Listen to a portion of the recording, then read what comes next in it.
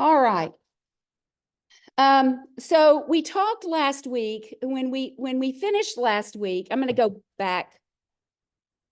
When we finished last week, we were at the section of scriptures that this young lady talked about the king, and she talked about how even though the king's at his banqueting table and there's this, this banquet laid before him, that her spikenard, her little container of oils reminded her of her shepherd, that she kept him close to her heart, that no matter what was happening in the palace and no matter what was being offered to her, her beloved was always on her mind, and that he was like a cluster of henna at blooms of En-gedi. And we talked last week, I think this is where we ended our conversation, about what this meant to her, that he was constantly with her, that the king could take her captive, but her mind was always on the one that she loved. And so it is an interesting thing to think about the mind. We know this. We talked about this at the very end of our class last week, that prisoners of war talk about this, that what you have to do is keep your mind focused. You have to do things that focus your mind on other things than your situation and circumstances around you. We do it all the time. And it is a requirement for God's children to get themselves out of this world and to continue to think of the heavenly things. This young woman was not swayed by the king, his greatness, and we talked about how these were heady offers. That this was, he in the last piece of passage, he's offered her a queenship. Now, granted, he's already got 80 wives, but he tells her that she'll be number one. I don't know what that means in Solomon's mind, but she continually, because of her relationship that she's already established and is already embedded in her heart with the shepherd, this king really has a struggle to get this young woman to think he's impressive. And it's fascinating to him. And I think it's fascinating to our world when we are not impressed with the world and we don't strive for the things of the world as much as we strive to serve and to do the things that God would have us to do. And she'll talk a little bit about that. En-gedi, as we know, is this little area just west of the Dead Sea. It's in a very deserty land. And we were able to go there and see it. And it literally is this little patch of green among, hundreds of miles of nothing but desert. And it had a spring, and you can still go to the spring of En-gedi. And it had a spring that sprang forth from that in that area. And so she compares this refreshment of this young man as if it were in the deserts of all that she's looking at, all of the king's palace. Everything he offered was like a dry parchment land, compared to what this shepherd does for her. So these henna flowers became symbolic of beauty where one would expect barrenness. And that's exactly what this young shepherd was for her. That, like henna flowers growing in the vineyard on the edge of the wilderness, she would rather have him symbolized by her here as a humble plant than all the glitter and glamour of Solomon's court. He was the flower in the vineyard of her soul. I mean, it's romantic. It's romantic conversation in a sense, and in a sense, it's just about what she loves. That pleased her more than all of Solomon and what he had to offer. It looked like wilderness to her. So I think about how confused the king must have been at his table, thinking about this young woman. This is, as we've talked about, a song. And so I don't think time and sequence is always there. I think he's writing a song about the events that happened to him with this young woman who's been brought into his palace. Remember, we talked about in chapter 6, she tells us, I was out gathering I was out doing what I normally do. I was gathering the nuts, I was checking the pomegranates, and before I knew it, I'm in the entourage on my way to the palace. I didn't want to be here. These are not circumstances that I put myself in, but I am now here in the confines of this palace. And so I think it was fascinating to this king, this young woman was. She had a very natural beauty. We talked about that. She says, I'm suntanned. I don't look like you guys. I obviously don't belong here. I don't fit the palace scene. Do you not ever feel like that in the world? I feel like it all the time. I feel like I am the weirdest among creatures, you know, just being in the world. And so she tries to express this to the women and say to them, you know, look, I'm dark because I've been in the sun. I've worked. I haven't had the opportunities that you've had. And so now we come to this part of passage that is next, and it's almost bookend. So I think that this is based off of the pronouns. It seems that the two lines at the beginning and the end are spoken by the shepherd, and that the middle part is spoken by the. I think this king had a lot of conversations with this young woman, and I think she relayed conversations that she had had with her shepherd and situations that she had experienced with her shepherd to the king. He had no way to understand really who she was. So she begins by saying, "Beloved, you are fair, my love. Behold, you are fair. You have dove's eyes." He says that about her. And then she says, "Behold, you are handsome, my beloved. Yes, pleasant. Also, our bed is green. The beams of our houses are cedar and our rafters of fir. I am a rose of Sharon and the lily of the valley." And then he says, "Like a lily among the thorns, so is my love among the daughters." And so let's talk about this. This seems like a mutual admiration society chorus that compliments of the lady's beauty are expressed first. He says, "My darling," that's what he's saying here. "The one that I love, you have eyes of dove." This is literal. It's hard for us in our culture to understand what the significance of this, but there are a lot of comparisons in the psalm of doves and their eyes. It certainly was most probably a comparison probably to the color of her eyes, a smoky gray color, probably had some incandescence, iridescent kind of a shimmer.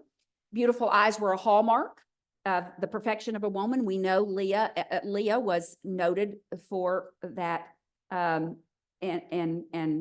Rachel. That was rabbinic tradition identifies beautiful eyes with a beautiful personality. So eyes were a consideration. You also have to think about the fact that many times eyes are all you saw of a woman.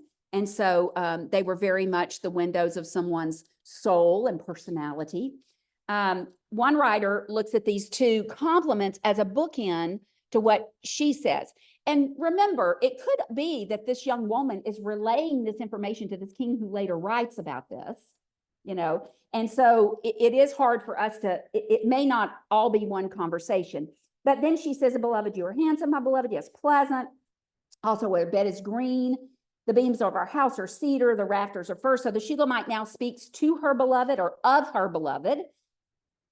Except for a change in the gender and the language, except for a change in the gender, the language seems to be very similar. I am not a Hebrew expert. This is just from reading those that I depend upon, that I think have no reason to not give me the proper information. And so you are handsome. This is the only time in this song that this word appears in a masculine form. The feminine form is seen throughout the psalm, but not the masculine form. All other times it's feminine, and it refers to our young maiden, the same word. Pleasant, truly lovely, captures that intensive force of how wonderful and delighted he is for how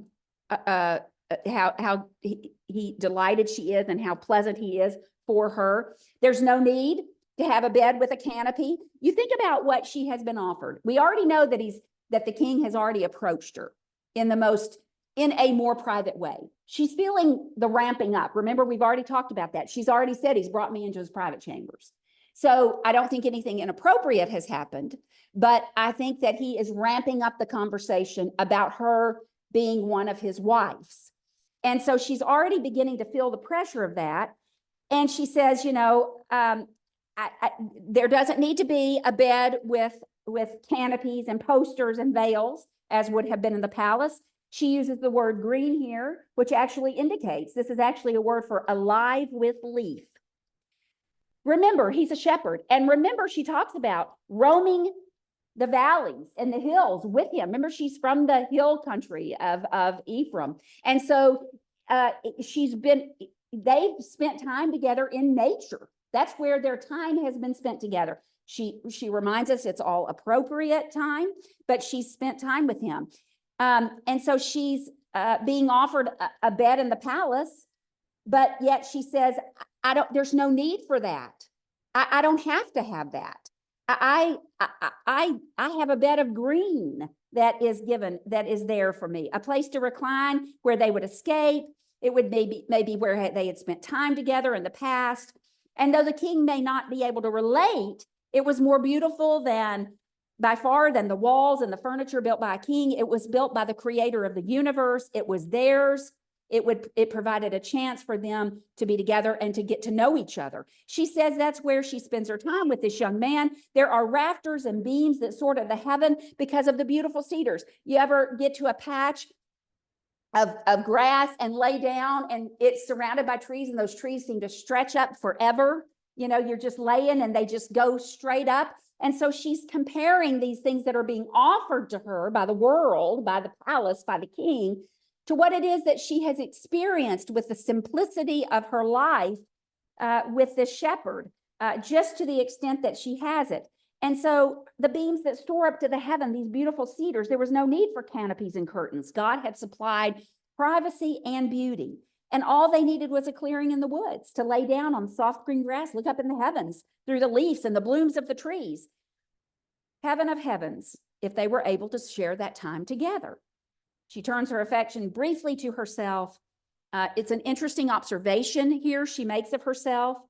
She could only see herself as a meadow flower. She says, I am the blossom in the plain of the valley among all the beauty that God has supplied, the rose of Sharon, a lily of the valley.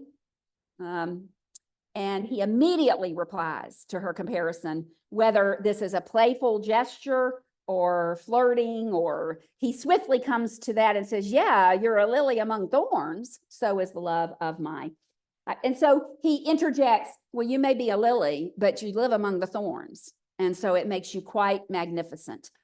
And so she was indeed this lily, wasn't she? But not just any lily. She was the beauty and radiance growing among the thorns.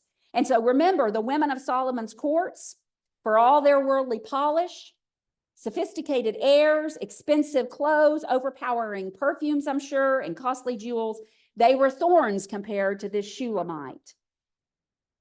This Shulamite was as lovely and as royal as the lily with its rich, dark purple blossom. And so that is what is being the comparison here. And so, of course, you know, these are Christ's exact words in the sense in Matthew 6, when he says, yet I say to you that even Solomon in all of his glory was not arrayed like one of these when considering the lilies of the field. And surely we must see those spiritual applications to our lives. It's not the outward arraying that is glorious. It is God who makes his creation glorious. Christ says, if you rely on God, you are arrayed, you are dressed, you are prepared, introduced, and presented to this world much, much more glorious in nature than the fashion savvy and the beautiful celebrities of the world. And I will tell you that is so. And we know this in our lives. You know, if you think about who you would love to spend the afternoon with, it would be you, all of us. I wouldn't choose a celebrity. I couldn't name a celebrity to spend time with, probably. They're probably dead, the celebrities I can name. But that's who you would choose. And why is that? Because the beauty that comes in this form is much sweeter. It has a much greater sweetness than the young ladies in our world who have accepted the world as their standard and as the opportunities that they are given. All right. And so it's just a beautiful passage. And she relays these sentiments and these expressions and these thoughts to this king who will later put them in the song. I think it's like a good country song, man, you know? And there was this girl, you know, out of thousands and thousands. Like I said, she's not I don't know this, but I would assume she's not the only one that came back in this entourage. You know? And so she wasn't, you know, she might have been the only one that told him no, she wasn't interested. Yeah. That she had this shepherd And she keeps telling them to know him is to love him. And they say, well, who is he? And she said, well, he's wonderful. Look at this, like an apple tree. So she's going to try to describe him. And she said, well, he's like an apple tree among the trees of the woods. So is my beloved among the sons. I sat down in his shade with great delight, and his fruit was sweet to my taste. He brought me to the banqueting house, and his banner over me was love. Sustain me with cakes of raisin. Refresh me with apples, for I am lovesick. His left hand is under my head, and his right hand embraces me. And so now the Shulamite will respond to her beloved's sweet, warm, warming words, where he says, you are much more beautiful than anything else in the field. And you are like a lily among the thorns. His generosity, he gives, she talks first in this passage about his generosity. So is my beloved. I sat down in his shade with great delight, and his fruit was sweet to my taste. So he gives and he gives and he gives. And there are so many things that remind her of his wonderful substance that he provides. She begins this discourse with how wonderful it is to be with the shepherd, not because of the material things that he provides, but because of everything she feels when she is with him, because he protects and he loves. We know this. There are fairy tales that fill volumes of books in our world. That the Prince and the Pauper, Aladdin. I mean, all of these fairy tales that we tell our children about what true love will overcome, these types of things. And that's who he was. In a sense, he was the street rat. He was the pauper to this king.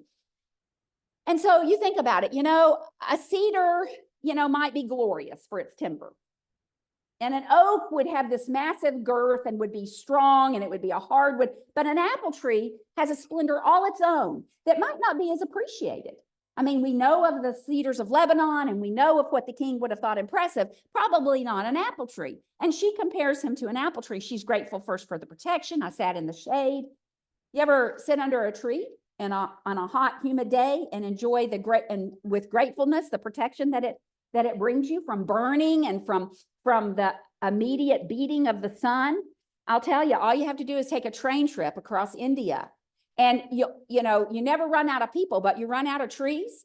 And so you'll have a tree in the middle of a barren area, and there will be 100 Indians under this tree.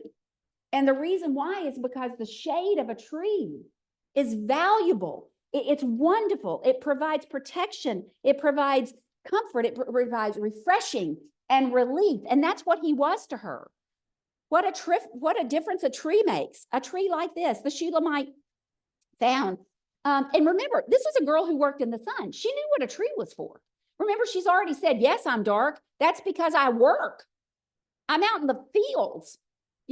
That's why I'm dark. I don't sit in the palace and put lotions and creams on myself. That's who I am. And so she found that kind of protection and comfort when she was in the protecting arms of her beloved. And you surely we all relate to this. We understand the feeling of being anxious and of being insecure and not and unsettled about something. And then we arrive home, or we meet a friend, or we arrive home and our husband is there, and immediately we feel secure and at peace. Children should feel that when they go to school or they go out into the world and they come home, that there is a security and a peace. And so he enabled her to relax and to feel secure. That's who he was to her. Just to sit in the conscious knowledge of his presence, his nearness, his strength, and his protection was heaven to her soul. And that's what she says. I take time again, of course, to make the comparison to the security we have in Jesus Christ. And I think surely our minds take us there, right? I mean, we have to be brought there when we look at this passage, that is where we get to. She receives this generosity and this comfort. She's full and satisfied with his protection. And she's provided this banquet. But we, I think surely our minds will wonder there if we allow ourselves to contemplate. Where does your real security come from when we're in the palace of the world? When our worlds have spun out of control and our life seems uncertain, Where is our security? You know, Judy is battling with that now. Oh, we all battle with it all the time. Where does our security come? Who are we? You know, she was grateful as well for his provision. I sat down in his shadow with great delight. His fruit was sweet. The fruit of the tree, the tree of the beloved's love, was like nectar to a dry throat. She was parched, and he relieved her of that. How she enjoyed the very thought of it. She continues not just to describe his bounty in terms of the forest, but next as a feast. And now the banqueting. You know, she's seen these banqueting tables full of food. And now she's going to describe this young man. The love of this young man is described as a banquet. He brought me to his banqueting house. That's where we had left Solomon behind.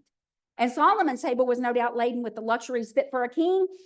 All of the world had offered their goods for his table. Remember, surrounding farms and fields had no doubt been swept clean to load that table. But the shepherd from the distant hills, he wouldn't have set that kind of banquet for this Shulamite. What he had set before her would have been seasoned with something far better than Solomon's table. It was seasoned with love, she says. It is the banquet of love, something that turns crumbs into a feast, right? I mean, we get this. She tells us of his banner, one of love, not one that Solomon must have had throughout his courtyard. You know, Solomon so far has not offered her love. He's not even really offered her protection. He's offered her, he's already put dangly things on her head. He's already given her a lot of gold and silver, right? Later, he's going to talk about how he's dressed her beautifully. He's actually really admired her for the things that he had done for her, actually, so far. Now, later, he gets more descriptive with her. But love was not really an issue for Solomon. Solomon just took the women, and they became his wives. But not so of this one. You think about, it's interesting, banners and flags and the symbolism of this in this text. We'll go back to this text. He brought me to his banqueting house, and his banner over me was love. And so banners and flags would have been all throughout the palace. We're told that each of the tribes of Israel had their own ensign, their own standard. In Numbers 2:2, we know that. They all had their own emblems of the Father. And according to the Jewish Targums, and we've talked about what those were sort of those books of law. Really, they were foundational to the rabbis in the days of Jesus. They note that each of the 12 tribes had an ensign that are similar to the 12 tribes of the zodiac, which I think, you know, for whatever that's worth. I mean, it doesn't really matter. But Judah, for instance, the royal tribe, the tribe in which Solomon belonged, would have been a display of the sign of the lion. Dan would carry the sign of the eagle. Asher was thought to be the archer. But what's interesting about that is this young woman was surely surrounded by the banners of the nation. And one of those was her tribe. And I think that we underestimate what is being offered to this young woman who continues to want to go back to this young shepherd who the king doesn't understand what he has to offer. And she can't rightfully explain it because he doesn't know him. And that's the way we feel when we try to tell somebody about Jesus and what he does for us. We can't explain it. Well, just read, just study about him, just get to know him, pray, you know, do those things. And so you can imagine that perhaps flapping over Solomon's pavilion were these insides of the tribes. And she describes this banner as a banner of love, something that Solomon is fascinated by her conversation of. You know, I mean, this girl blew his mind. That's why it's a song of songs. That's why it's the song of songs. And that's what Jesus does for the world. It is a reasonable and logical response to Jesus. And at the same time, the world sees no logic and no reason. And yet it is. And it was. All they had to do was experience what she had experienced, and they would see. Powerful persuasion for this young woman. And so she talks about this. The Shulamite has this banner that meant more to her than all the banners of Solomon. Her beloved had a banner too. It announced ownership. That's what banners do. You know, when our Olympic team comes in with the American flag, it tells you who those people are. We announce ourselves as citizens of a kingdom of Christ because we act and we imitate our King. And we should be announced as that. So the banner announced ownership. The banner established that she belonged there. This is the banner she belonged under. That's where she belonged. And so the banners of the king meant nothing to her. And then she describes the beloved. Everything else, he makes everything worthwhile, is basically that she was lovesick. You know, that music and magic were always in the air when she was there with him. Without him, the most magnificent meat was a boring affair. And with him, even the humblest meal was a banquet. Sustain me with the cakes of raisin, refresh me with apples, for I am lovesick. She becomes overwhelmed with her thoughts of him. And she talks about this, one translation renders, for I am sick with love. His love overjoys her. Her beloved is holding her to himself, one hand supporting her head in the safety and the security of his presence, the other hand embraces with tenderness. I swoon with love, she says. She's absolutely overwhelmed at the thought of love. And we talked about how in Proverbs 30, 4 of the things that just made no sense to the writer of that chapter set, you know, the way of a snake on the rock, the way of a ship and the way of an eagle, and the way of a young man with a maiden. That it's just hard to understand love. We talked about what love does for us. You know, when we see our children fall in love, when we fell in love, the feelings, you're almost irrational at times. And so Solomon really is fascinated with this. I'm not sure Solomon ever experienced this. Probably he never did, would be my guess. He, you know, unfortunately for him, probably did not. And so that is what is being discussed here. And she describes this to him. What more, you know, could this palace offer this young lady? She's describing this situation to the king.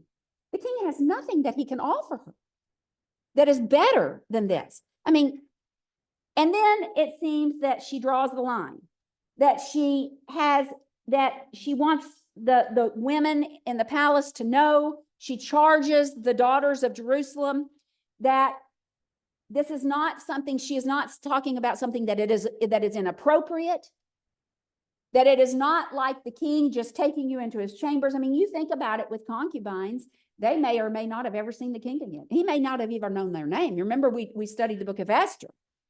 And, you know, if a king didn't remember, he might not even remember their name, but they were forever then in the house of the concubines. He may never even see them again. I mean, Solomon, he would have had a hard time with everything else he had going on, seeing everybody all the time. And so what she's talking about here is that there are boundaries between right and wrong. That you don't awaken love until it's pleasing, until it's right. That love knows how to behave itself. That this is not lust she's talking about. You don't understand, women. This is love. This is what love does. This is how love drives someone. That it doesn't trespass where law forbids. That's not what I'm talking about here. Don't get carried away. That it doesn't do this kind of thing. Love knows how to behave, where to draw the line, where to observe its proper boundaries. Love knows the boundaries between right and wrong. Lust blunders into sin, but love observes God's law. This indeed is how this session of the song concludes, I believe. I believe that's what concludes this session of the song. And it puts an end to any sordid speculations of those who might see something improper in the preceding verses when she's talked about what she feels about her beloved. And so true love does not ravish. This was not forbidden fruit that she's talking about. This is the feeling that she had with the protection of this young man. And she wants to marry him. I mean, she talks later about how she wants to be married to this young man. And that there has not been an inappropriate relationship. The last verse of this section gives us a study in contrast. First, we've set these worldly women in the palace. She charges them, like I said, and it seems this you here is where she talks about the daughters. This is a masculine form of a word, apparently, and it's almost as if they've gotten crass, maybe, that there's some, they've already been sarcastic with her, and that maybe they're a little crass. These women don't understand love either. I mean, they don't understand what a true relationship of love is either. And so they really don't have a point of reference either. So they're there to do the biddings of the king, to make sure the king is happy. And so these older women, they may be crude, or they may have made something improper out of this, and she stops that right away. So she says, don't awaken or entice something that doesn't need to be there. You don't need to incite something that is not spoken here. All right. And so it seems the women have either returned now to the Shulamite. Let me go back here. We're going to go on to the next piece of the passage. So I will say this real quick before we move on, that this is something that we have to discuss in our day and age, this appropriateness of a relationship prior to marriage. And I think that we live in an age where passion is for sale. I don't think there's anything, that erotic books and magazines and films are everywhere. Not to mention we can invite it into our living room every day on this television set. I mean, we get like, I don't know how many channels. There's no telling what I could watch. And so we have to be very careful with what we allow to be thrust upon ourselves, really. And you know who these ladies were, and what they did was they really tried to arouse a passion, just like Satan does. That's really a form of Satan's temptation. And we need to draw the line. We need to draw it firm. We need to talk to our children about these things and make sure that they understand. It's a conversation that we must have with our young people, that it is not appropriate, that marriage is the time when you express your love in those ways. And so it's a conversation I think that needs to be had. So this young Shulamite woman was among thorns, and she had no intentions of degrading the conversation or the purity of her relationship with her loved one, with her beloved, to their level of understanding. And it was about what she would feast upon. And I bring up at the end of this lesson, I had read, all things are ready, come to the feast. Come, for the table now is spread, ye famishing, ye weary, come. Thou shalt be richly fed. All things are ready, come to the feast. Come, for the door is open wide. A place of honor is reserved for you at the master's side. All things are ready, come to the feast. Come while he waits to welcome thee. Delay not while this day is thine. Tomorrow may never be. Leave every care and worldly strife. Come feast upon the Christ of God and drink everlasting life. We sing so many songs that give these sentiments. And I think I love looking at them as we go through this study, because we may sing one on Sunday and it'll make us really understand and appreciate the sentiments of those songs. All right, so we'll turn our attention now as the women of the court urge her to give her heart to the Lord, to their Lord, to Solomon. This young Shulamite hears the voice of her beloved. Okay, so this is why you can't do a song like it's a timeline. I mean, if you listen to songs, I wish I could think of a song where, probably a lot of honky-tonk songs, bluegrass songs, where you just have things that people say, and they're in there, but it may be over the course of time, or they'll tell of events that happened. And so that's kind of so she's talking to these women, it seems, although we don't really know, and whether she's thinking about a time past or whether or not this is a time that she's really experiencing. I rather think that she explains that she hears the voice of her beloved. Girls can be very dramatic. And there's no question in my head that, you can hear the voice of your beloved when you're sitting at the dinner table with your parents. I mean, I get this totally. So, but anyway, so she hears the voice of her beloved. The voice of my beloved, behold, he comes leaping upon the mountains and skipping upon the hills. My beloved is like a gazelle or a young stag. Behold, he stands behind the wall. He's looking through the windows. He's gazing through the lattice. So the first thing she recalls is his voice. She says, oh, that's it. That's what he sounds like. And so it's brought the happiness of heaven to her heart. She's so excited. This is a joyful language. Do you ever, so you guys don't remember this, but when we were young, Cammie, you'll remember, Terry and Judy, you'll remember. Remember the phone would ring? You didn't have any idea who it was. You never knew who was on the phone. And of course, the whole entire family was sitting around the telephone. So you didn't have any privacy or anything. You couldn't wander off.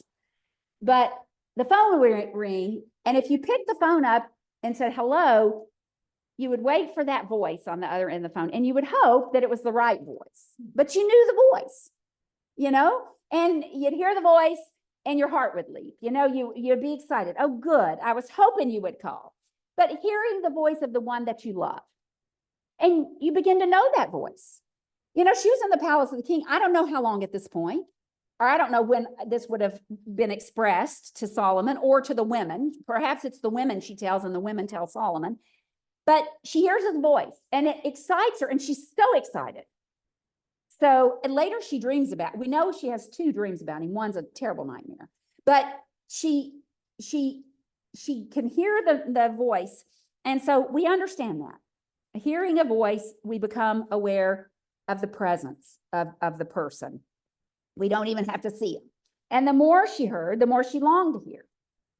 And she could have picked it out of 10,000 voices. She would have known his voice anywhere. She would have heard him and known. I mean, I know I can hear Russ's voice, and I know immediately that Russ is around. I heard him in the hospital coming today, and I thought, oh, Russ is here. And I hadn't seen him, but we know that. We understand that about voices.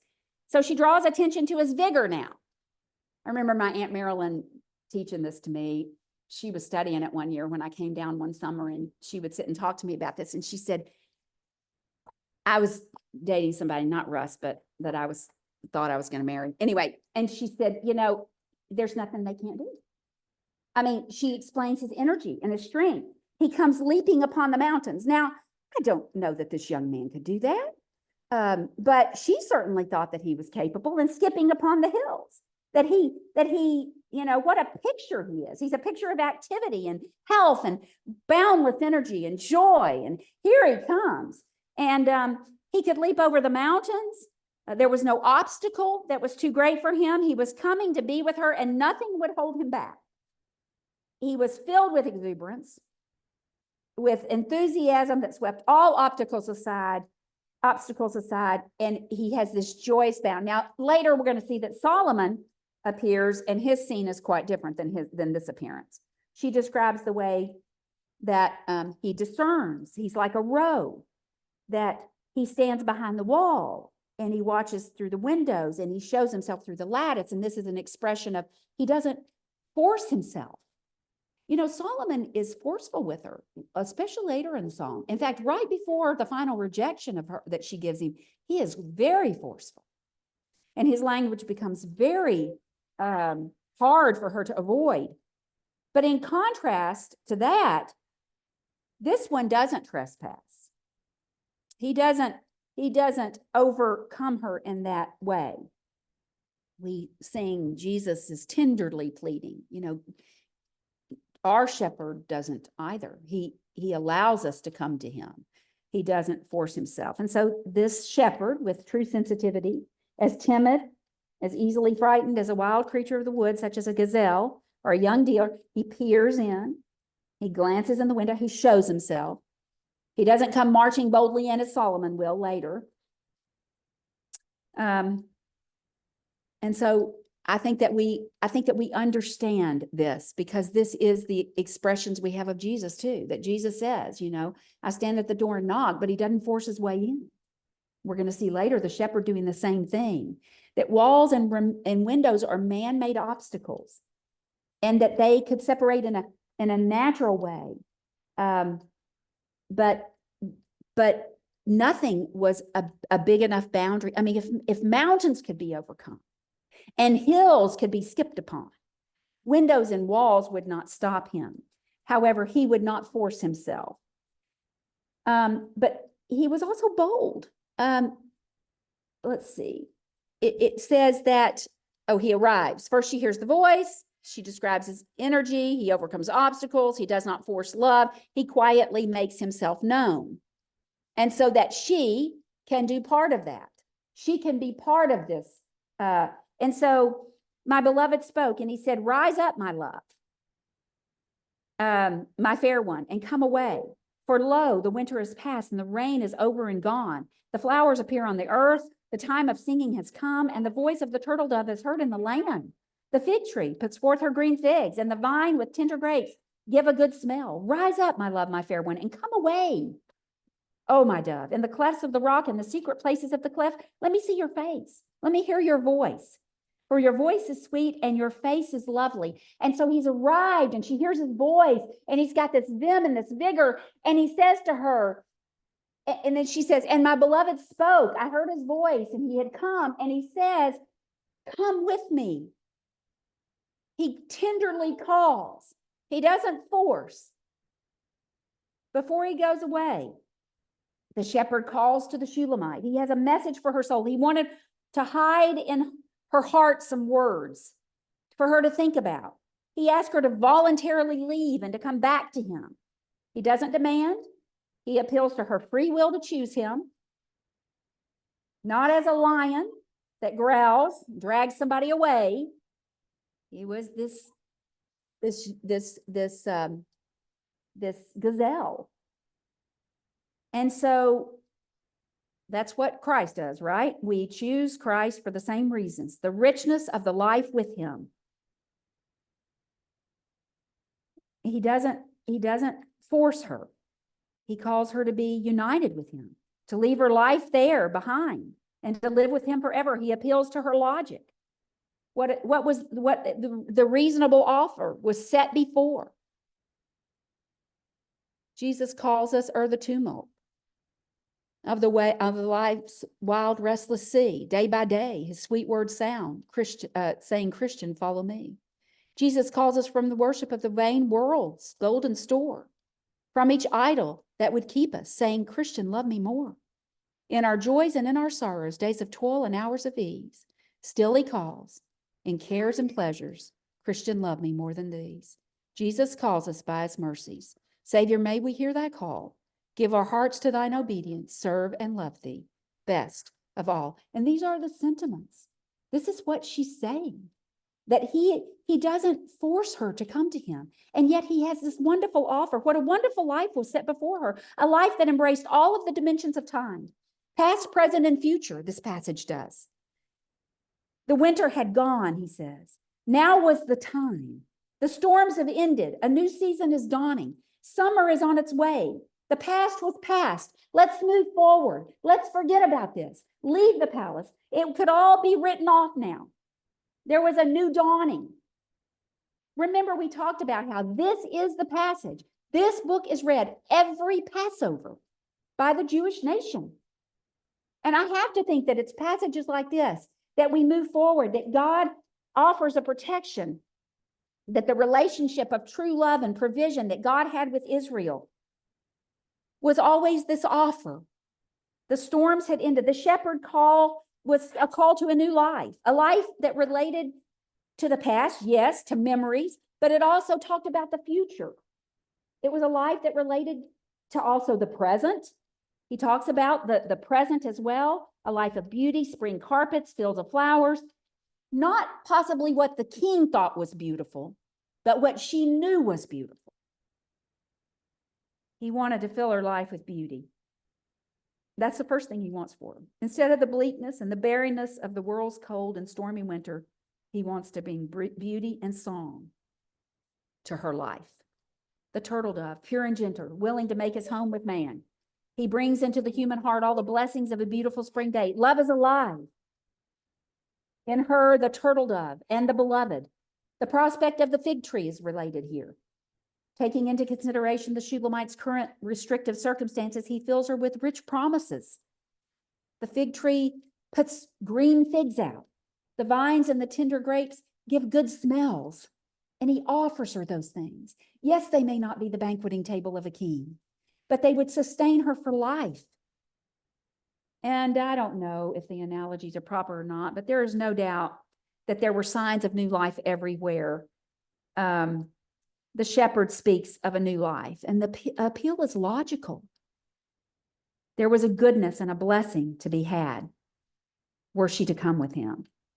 if she would just let herself come away with him. There was a goodness that he offered.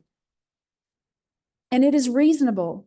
You know, that's what our passage in Romans says, that you want to know how to be a living sacrifice? Just understand that that's the logical and reasonable response to everything Christ does for us.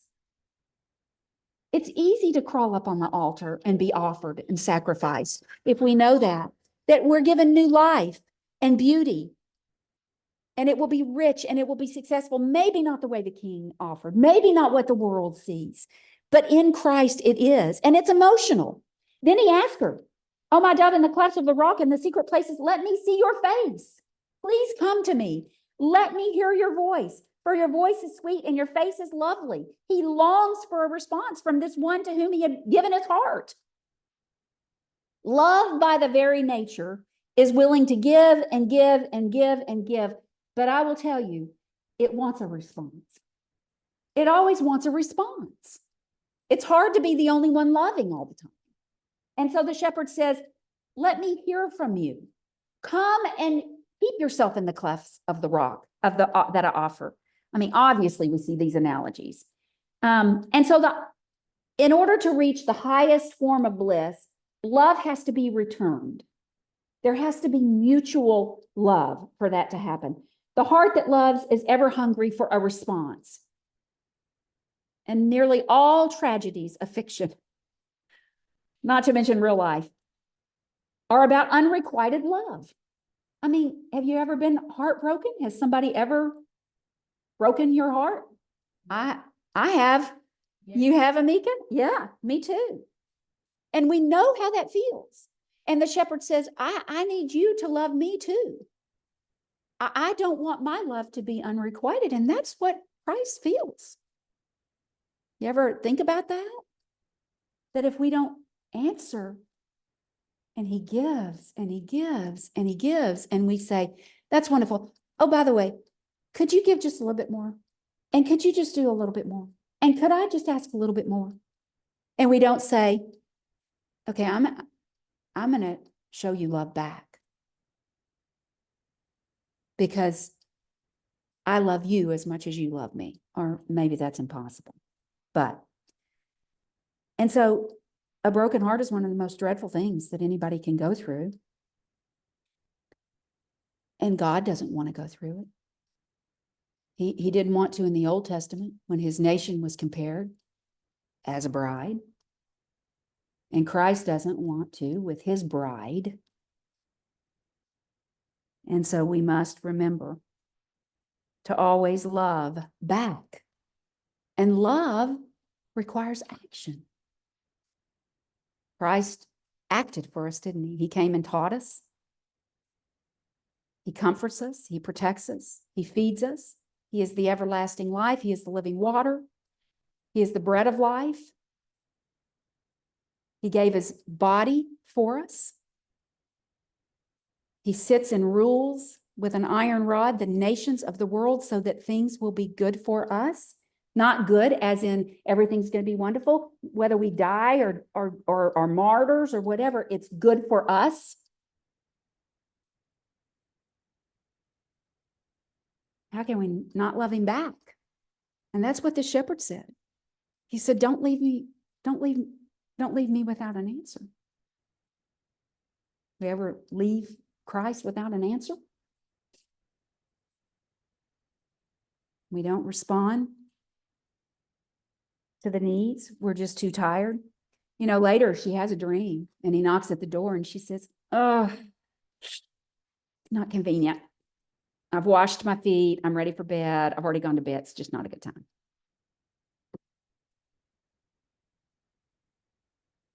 And we can do that. I'm tired. It's not a good day. I don't feel like it. I'm not good at that. And so we begin to see in this song this mutual expectation that the shepherd has for this young woman. He believes that she has control to do what she wants to do. I think it's interesting. He believes that she can do this very thing, that she can answer in response back to him. Something to think about. We have to return the love. I mean, the cleft of the rock is there for us. Obviously, we sing about it. Do we really hide in it? Do we go? Are we drawn? Draw near to God and he will draw near to you. I mean, we quote all these things. We sing all these things. Draw me nearer, nearer, nearer, precious Lord. And then we, kind of walk away.